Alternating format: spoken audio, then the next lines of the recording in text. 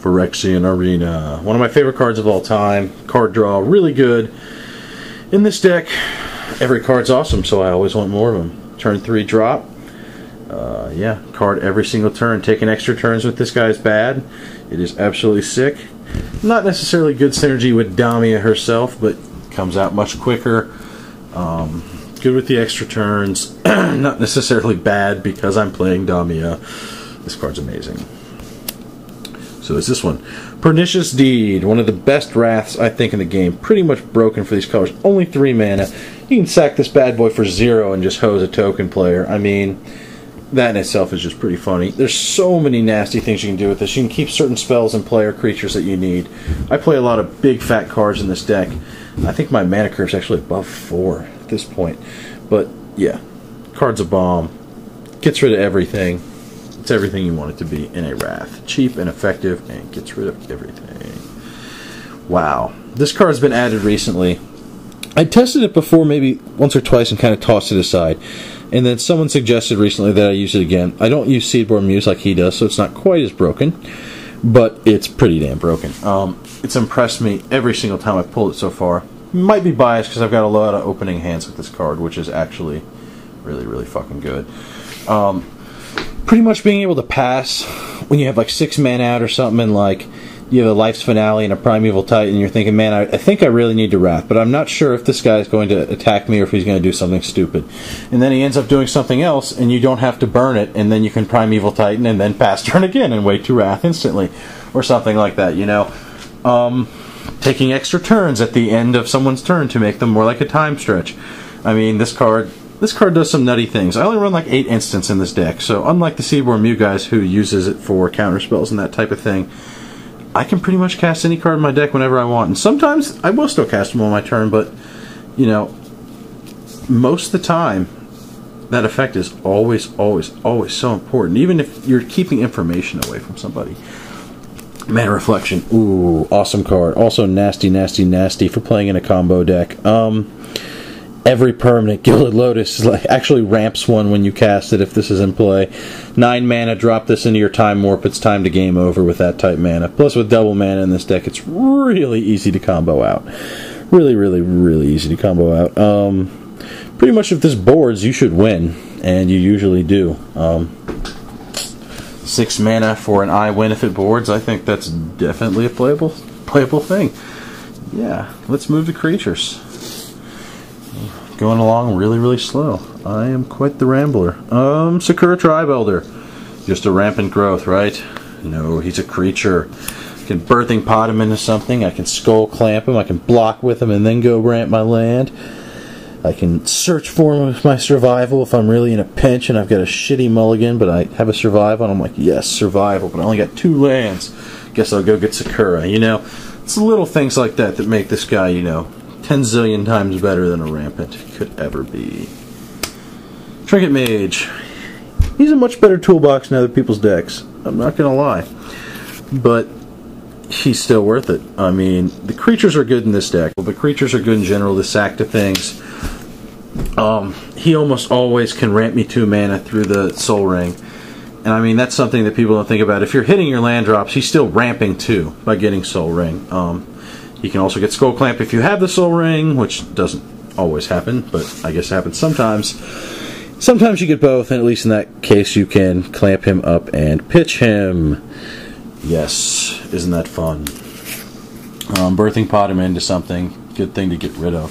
Something I don't care about killing and getting a 4-drop out for only 1 mana, maybe 2, depending. Azusa, I think I've talked about her a lot, because she's awesome. She can empty your hand for Damia. She can Krukubo combo. She can refilling your hand with Damia combo. She can instant win the game with the Walk to Aeons. She is a bitch. Clamp her up and send her to her doom when you're done with her after you've got enough mana to win. I mean, nothing better than that. I wish she was not like 30 bucks in foil, because she looks freaking awesome in foil, and I wish I had one. But she is. Trigon. Yes. He's a beast. In my meta, he's pretty sweet. Against, like, Zur and Kalia. First of all, 3-drop that's 2-3 against Kalia is like, yep, nope, don't attack me. He's a bitch. Recurable artifact and enchantment destruction. Just what I need since I play a very aggressive kind of style of deck. I don't run as much removal as most decks or control. So I either want big wrath type effects or I want something repeatable and cheap like this dude that can get me lots of value. This is probably the best card in the deck. Rite of Replication may be the best card in this deck because it's how I win almost every time. But this is probably the best card in the deck. It's probably the best card in a lot of people's decks. Swords to Plowshares, discard, please. No, seriously. She loops. I can't even think of all the damn loops with her. Skull Clamp or Sheoldred with any way to return her to Sheoldred to return to play, or the Volroths, or Jace the Mind Sculptor, or Crystal Shard. Any way you can loop her, it's pretty much game over. With the extra turns, with the Rite of Replication kicked on her to loop, regrowth back to your hand, infinite mana with Pollencron to keep looping till you can get your Blood Witch out to win. I've had to do that sometimes because of strange situations, but like, yeah, she's broken in every way. She can be clamped. She can, at any point in the game, get me anything I want. And she's awesome.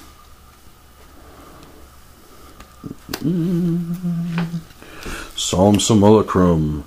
Solemn Simulacrum is an awesome creature. Great to Birthing Pod into. Good mana ramp. Card. I don't mind losing him. Sack him away. Solid card. Another 4-drop here. Counterspell. Combos with Mikius the Unhallowed. And she counters, and she's sweet. And yeah, I really like that combo, and she's a good counterspell. She's already a 2-for-1. Another amazing 4-drop. Copies any artifact or creature in the deck. Or anyone else's deck, for that matter. Also part of my combo with Tooth and Nail. My Tooth and Nail combo is pretty complex. I'll get there when I get there. But this guy's pretty much one of the most broken cards in the deck. I can pretty much say that about every card, though. But he copies anything, and you can cast him for 3. I mean, I can't complain about that. This guy gets anything from a graveyard. He's a 5-drop, so once I'm Birthing Potting up, I can go grab something. I can pitch something with survival that I really want that's expensive, like a Sheoldred, after I've pitched a Primeval, and then get a Primeval and a Sheoldred for 5 mana. You know, some nasty, nasty things you can do with this guy right here. Especially when your things are missing. Need to get that Witness back. Need to get another Rune Scarred proc. It's crunch time. I mean, he's amazing. All my friends hate this card, and that's why I love to play him. Good with Mikius for the combo. Get rid of lots of pesky creatures. Good with Life's Finale. Really good with Life's Finale. A really cool, fun card. Gets rid of some nasty creatures. I play against Kalia. Iona being one that I personally really fucking hate. And I love bitch slapping him with her before I remove her from the game. And yeah, at one point I think I tried to run a Sadistic Hypnotist with Mikius. So I had an infinite sock outlet to get rid of everyone's hands and pwn them with all their creatures, but I ended up taking it out just because that card itself wasn't solid enough for me. But it was really fun if you want to try it. I'm actually getting this in Japanese foil because it looks really cool in Japanese, and I don't know. It was only $3 because no one likes this card. Everyone thinks I should cut this card, but it's pretty much the card I win with every single game. I mean, it's the simplest way. I mean, you kick a Rite of Replication on this guy, and that's 31, including him playing. 31 life loss from everyone in the game, and you gain all that life. So you're like over 100, and they're all at 9 if they've taken nothing, which they're usually dead. And plus, oh yeah, by the way, you got like 6 of these fucking things, so they're all dead. But with infinite mana, you can just loop it and cast it again. This is pretty much an Exsanguinate as far as a finisher with my infinite mana and my combo, except it's got protection from white, so it can't be swords or removed by anything like that. It's a 4/4, so it kills both Zur and Kalia. It's a solid drop. People don't worry about it too much. I don't mind pitching it early game, since I can body double it back or something like that, and I have other ways to win if I do lose it. Stronger than Exsanguinate in pretty much every way as far as that slot's concerned, in my opinion. Yes, protect me from Wrath of God, even if they're my own, and combo with my Birthing Pod guys, and in general just be a pain in the ass. Because when you Birthing Pod, the Birthing Pod part of the lower deck is just to get to these creatures. I'm trying to win with these higher cost creatures. There's a lot of nasty things you can do with this guy. Sometimes when you're on the ropes, bringing out him and Vorinclex can really mess the board up. Let's just put it that way. He protects you from wraths. He's really good. He's broken. He's not degenerate in my deck as some of my deck is, and as he can be, but he is really good. Ooh, Primeval Titan. I don't even think I need to say anything.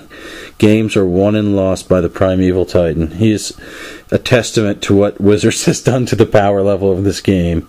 Like, holy crap. I can't tell you how he's every utility land in my deck. He's all the bounce lands. He's mana ramp. It's hard to remove them all because you're getting multiple cards out. He's card advantage. He's broken. Oh, look, the blue version of what I call the power level of this game. You drop this guy out, and if he boards, you've drawn like at least like 6 cards in this format. And yeah, not only that, he's just amazing. Even if he gets removed like right away, you're going to draw a couple cards. He's only 6 mana. And yeah, this is a reason to run Reliquary Tower right here. I mean, you're going to get the cards to combo off if you cast this guy. Ooh, combo card. Double your mana doubler. Pop this guy. GG. Part of the instant win combo. I don't even want to say anything else about that card. The only reason I put it in the deck is for the combo. It's like the only combo card I put in that I didn't already need or want because the card was good. So, meh. Now this card I absolutely love. As soon as I saw it spoiled, the first thing I thought is, wow, I found a finisher for my deck. This guy plus Rite of Replication is GG. I mean, as soon as I saw the card spoiled, it's like I need to get this in foil, but it's still cheap because it's a tutor on a stick. You go get your replication, and then you got some more tutor on a stick. So if you ever get infinite mana and you have this guy, win however. Alright, well, I ran out of power on my video camera, but I think what I was saying was this guy with Rite of Replication equals good game. I can't remember exactly what I was on, but he's good with Birthing Pod. Tutor Toolbox at 7. Yeah, I love him. He looks awesome. He wins games. Usually when I play this card, the game is over. I don't need to mimic that him. Like this other guy I've been helping make a deck likes to put this guy in Mimic Vat and re-tutor every game, which I find absolutely hilarious and awesome. Only reason I wouldn't want to do something like that is because usually when I cast this guy, the game is pretty much over because I use him in my combo primarily. But you can bring him back, put him back out. Oh, he looks so sweet like that. Oh, I love it. Next 7-drop. Ooh, this card looks cool too. Sheoldred Whispering One. Infinite loop combos. She's really good with extra turns. The problems with her that most people have are solved by taking extra turns. As far as the recurability, good for, not only for looping, but just getting good shit back. Stuff you've pitched earlier in the game with the other cards. Survival of the fittest and whatnot. Yeah, I really like her. The sack ability is really strong too. I mean, only 7 mana. Like the power level of some of these cards compared to Lord of the Pit, I think she's quite a mean card. Yay, one of my other combo cards for Pollencron. I'd put him in any deck, even if I wasn't comboing with him. I mean, look at this guy. Doubles your mana, not quite a mana reflection, but doubles your mana, and he makes all your opponent's lands tapped out. So if they want to deal with this guy, they pretty much get time walked or reverse time walked. There's been times, like in a pinch, where if you have a tooth and nail and you can't combo out, you can grab this guy with like a Mickeyus. So if you can combo out the next turn, let's say you have a recursion or a tutor or something like that, once you get the double mana on your next turn, you're going for the win. It's going to be hard to stop that because first they got to wipe the board once and then their mana's gone. Then someone else has to have an answer to this guy. And they're both going to get time walked anyway, which gives the control back to you. But in the combo, he's your infinite mana enabler. He's a beast. He's 7/6 trampler for if you're, for whatever reason, win conditions get stripped. He's a nice little beater too. Awesome card. Yes. Terracydon. A lot of people love this card. Some people don't like this card. I love this card. It's a Rite of Replication deck. I'm not going to lie. There's so many ETB cards, whether it's Runescarred Demon, whether it's Eternal Witness, Malakir Blood Witch, Terracydon. I mean, Rite of Replication pretty much owns anyone with any card in this deck. But this guy is pretty awesome. 3 Vindicates. Well, not exactly full Vindicates. you can't destroy creatures, but